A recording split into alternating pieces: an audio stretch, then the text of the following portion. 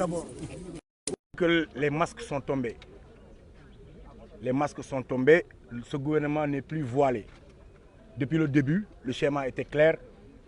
L'option, c'était de museler Guy Marius Sagna pour tous les combats qu'il a eu à porter pour ce pays. Mais surtout pour son engagement panafricaniste, son engagement panafricain. C'est ça qui fait vaciller le pouvoir en réalité. Parce que nous avons un pouvoir à la solde de la France.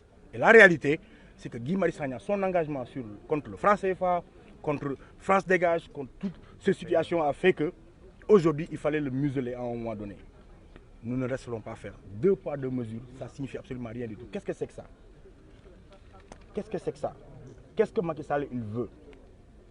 Tu appelles à un dialogue et tu ne crées pas le climat d'apaisement pour que les gens puissent se mettre autour d'une table. Quelles sont les actions que vous allez nous allons en parler tout de suite parce que nous avons convoqué une réunion d'urgence. Le plan d'action, nous allons le dérouler, mais c'est clair que nous n'allons pas nous laisser faire. Macky, il n'a qu'à préparer les autres cellules parce que nous tous, nous allons arriver. On est tous Guy et nous serons tous Guy. Nous ne nous laisserons pas faire. Et je suis sûr que Ousmane Sarr et Leuz, à leur sortie, ils retourneront aussi comme nous tous. Nous ne nous laisserons pas faire. Ça, c'est hyper clair.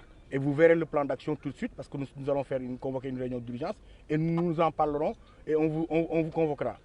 ci wolof ban commentaire nga ci def. liñ ci mën a wax ba wax ko mooy ne léegi nag kumpa gi dañ na yàgg nañoo xam ne la sabab gouvernement bi mooy jàpp Guy Marius Sagna doomu jàmbur xoqatal ko tëj ko ndax xeexam ci réew mi ndax xeexam ci taxawaayam ak ci wàllu Afrique ubbite Afrique xeexam ci Sénégal jox wàll ñi nga xamante ne ñoom ñooy le privé bàyyi jox lépp France donc dafa mel ne ordonnance la bu nguur gi di appliquer pour xoqatal Guy Marius duñ ko bàyyi mu jàll bu yeboon nag moom ñu pare kaso yëpp te xam ne ñun ñëpp Guy Marius Sagna ñun ñëpp danañ dem. ban plan d'action. te ñii mu jàpp bàyyi leen tey jii muy ñi koy tubaab di ko woowee 2 poids 2 mesures ah damay def nii du ma jàpp ma ak bàyyiwuma ñooñu sax bu ñu génnee dinañu ànd ak ñu encore ci terrain bi ñu demaat ñun ñëpp plan d'action bi nag dinañ ko wéyal ci kanam parce que convoqué nañu réunion dinañ waxtaan xool lan la ñuy def incha allah dinañ leen woo ngeen tasaare ko waaye li leer ba leer mooy lii dafa yomb te du ñu bàyyi mu sedd munoo di woote dialogue ba pare te créé woo climat bu dialogue mun a amee nguur gi na liggéey te bàyyi caaxaan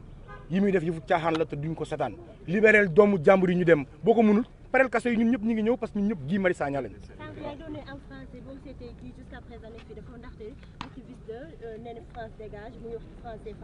mais dafa leer parce que boo xoolee aujourd'hui li Macron dem defi ak Ouattara ci mbirum franc CFA Macky Sall war na taxaw di waxu mbirum éco ak ay franc CFA moo fi tagg franc CFA barki de moo Ndiaye moo Ouattara ne français bi xaalis bu baax la ñoom Guy Marius Sagna ñoom Kémi Séba waa FRAPP waa nitu dëgg ñoo ci nekk ci combat boobu noonu mu capitaliser ko bëgg ko moom dafa am lu mu ciy wax il faut ñu bàyyi di capitaliser combat wu nit ñi yooyu bokk na ci tax Guy di déranger Guy ne dérange pas seulement le Sénégal Guy dérange ñëpp ñoo xamante ne nii ils sont là pour di noot Afrique parce que Guy dafa nekk pour intérêt Afrique dafa nekk pour intérêt adduna bi yëpp képp koo xam ne tu es contre ñi nga xamante ne mu ngi koy def ci ay say intérêt da ngay am nooy taxawee ak nooy waxee c'est ça la réalité c'est un activiste mais international de renommée internationale pour tous les combats qu'il a eu à porter aujourd'hui le combat continue parce que Guy nag du ñu gën a gore xeexal nañu fu nekk xeexal na ku nekk dinañ continuer di ko xeexal ba keroog muy am jàmm ba keroog ñu koy génn di ko bàyyi wala ñuy jàppandoo ñun ñëpp loolu leer na.